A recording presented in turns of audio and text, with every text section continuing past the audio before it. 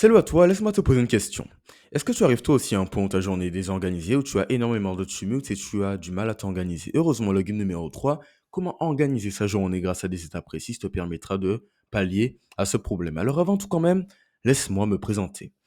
Mon nom est Mathis, mon objectif est d'améliorer ta santé mentale comme ta productivité. Alors si, à la suite de ce guide, et fais-moi la promesse que tu es satisfait, si tu es satisfait, tu pourrais décider de t'abonner. J'ai aussi fait un second guide prénommé Comment ne pas rater ta vie. Je vais te le présenter après. Et finalement, quels sont les objectifs du jour que je m'engage à tenir? Premièrement, le but est que tu ailles vers cette réflexion, que le chaos d'une journée détruit ta vie. Le but, c'est que tu aies cette révélation que la désorganisation, tout cela, le tumulte dans ta journée, tu n'en as pas besoin et cela te détruit. Je t'apprendrai à avoir cette révélation. Deuxièmement, la structure d'un bon emploi du temps, les choses à faire comme les choses à ne pas faire. Disons que je te dis, ok, c'est bon, tu as 40 heures libres, fais comme tu veux, organise-toi comme tu veux. Premièrement, si je dis ça, je ne vais pas t'aider. Deuxièmement, ce n'est pas logique. Tu as des choses à faire comme des choses à ne pas faire. Des choses à mettre en place comme des choses à éviter. Par exemple, en cette vidéo, je sais que je dois éviter de ne pas te regarder dans les yeux. Je dois te regarder dans les yeux pour que tu me comprennes. Alors, dernièrement, l'exemple de l'emploi du temps modèle 40, j'aurais pu m'arrêter là, mais non.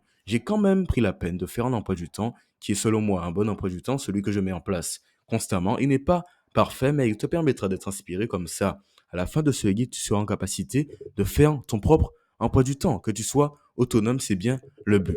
Alors, laisse-moi définir le chaos, l'incohérence d'une journée. C'est simple, cela se décline en 3 points. Premièrement, être totalement perdu dès le commencement de ta journée. Qu'est-ce que je souhaite dire par là? Disons que je ferme mes yeux.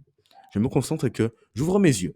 Il est 6h30 du matin, j'ai dormi une nuit entière, tout est bien. Mais je ne sais pas si je dois méditer, écrire, parler à mes parents, faire mon lit, travailler, manger. Tout est perdu, tout est, comment dire, embrouillé dans ma tête. Qu'est-ce qui se produira?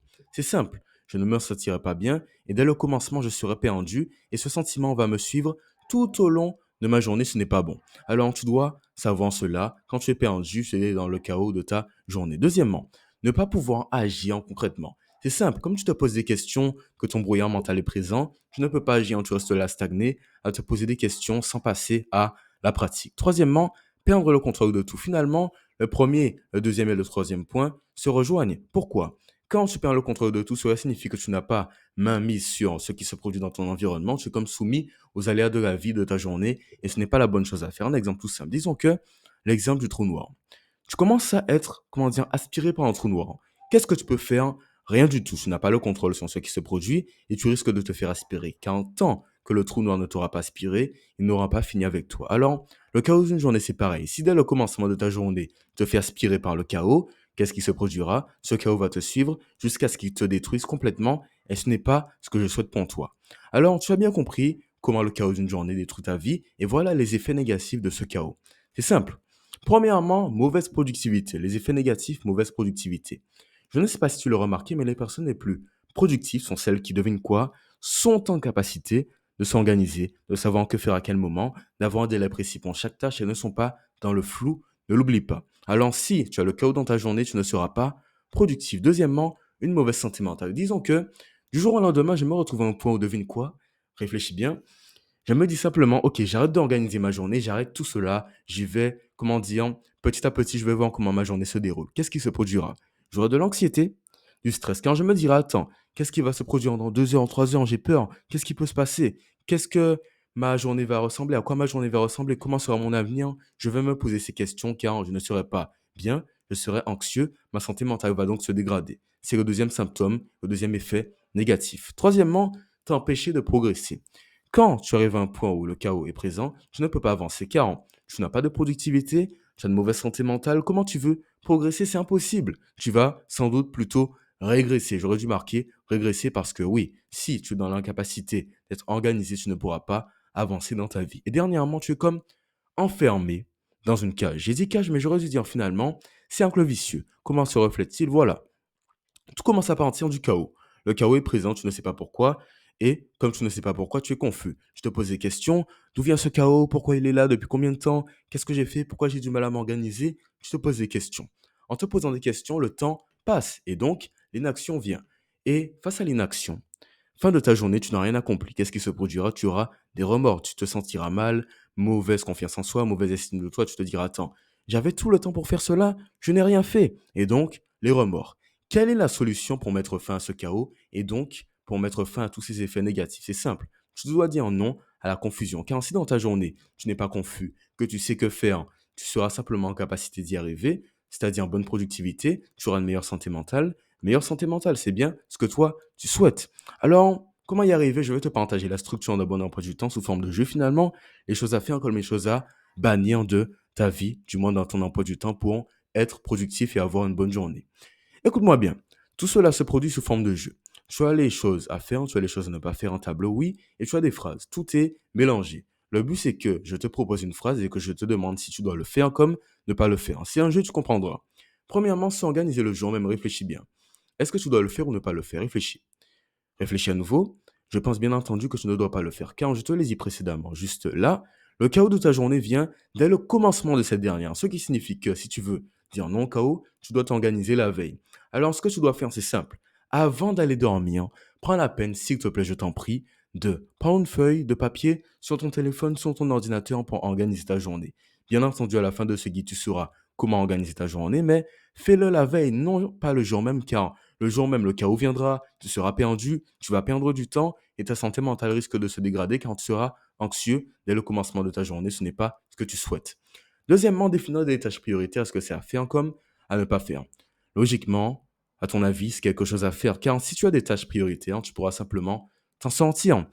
Le problème est que quand tu es dans le chaos, dans l'incohérence de ta journée, dans le tumulte, c'est que tu n'as rien de priorité, hein, tout est mélangé, tout est sur un pied d'égalité, ce n'est pas ce que tu souhaites. Alors, prends la peine de définir des tâches prioritaires.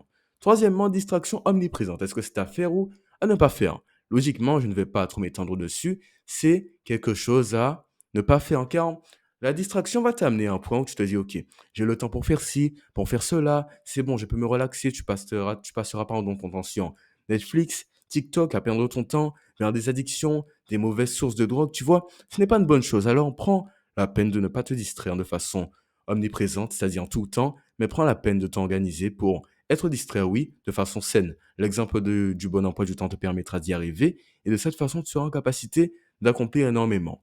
De plus, manque d'équilibre, est-ce que c'est à faire comme à ne pas faire? Logiquement, à ne pas faire. Pourquoi? Quand tu manques d'équilibre, le chaos vient. Quand le chaos vient, devine quoi, dans le déséquilibre. Alors organise-toi pour avoir de l'équilibre, car si tu travailles énormément, mais que parallèlement, tu ne manges pas bien, tu ne dors pas bien, tu auras un manque d'équilibre, cela va te conduire vers le chaos, le stress, l'anxiété, une mauvaise santé mentale, tu ne seras pas bien. Tu dois être équilibré dans ta journée. Et de plus, un délai précis pour une tâche précise, est-ce que c'est à faire comme à ne pas faire? Réfléchis bien, c'est quelque chose à faire. Pourquoi? Je te l'ai dit précédemment. Les personnes productives et celles qui sont organisées sont en capacité de savoir que faire à quel moment elles ont un délai précis pour une tâche précise. Et c'est bien ce que je veux dire par là. Alors, prends la peine d'avoir un délai précis pour une tâche précise. Et dernièrement, se tenir un maximum à cet emploi du temps. Désolé, mais c'est logique finalement. Si tu as fait un emploi du temps, c'est parce que tu as du mal à t'organiser. Si tu ne te tiens pas à ce dernier, tu seras dans l'incapacité à nouveau de t'organiser. Ce n'est pas la bonne chose à faire. Alors voilà tout. Qu'est-ce qu'il faut faire? Définir des tâches prioritaires. De plus, un délai précis pour une tâche précise. De plus, un maximum à cet emploi du temps, c'est-à-dire se concentrer un maximum sur cet emploi du temps. Et qu'est-ce qu'il ne faut pas faire? T'organiser le jour même, être tout le temps distrait et manquer d'équilibre. Alors voilà le moment tant attendu. L'exemple de l'emploi du temps que je considère comme modèle, le mien n'est pas parfait, mais il est assez inspirant. Le voilà. Comme tu le vois, tout est assez organisé. Il est divisé en trois parties. Premièrement, les tâches prioritaires, c'est-à-dire les tâches qui passent avant tout dans ma journée, c'est ma priorité. Deuxièmement, les tâches inévitables, c'est-à-dire les tâches que, même si elles ne font pas partie de mes priorités, je dois les mettre en place pour me sentir accompli, pour me sentir bien. Je vais rentrer dans les détails dans quelques instants. Et dernièrement, les tâches de détente comme de bien-être. Alors écoute-moi bien, tout est bien organisé. Les tâches de détente comme de bien-être te permettront, en tout cas me permettre de me sentir bien et de ne pas avoir une mauvaise santé mentale, de garder une bonne hygiène de vie.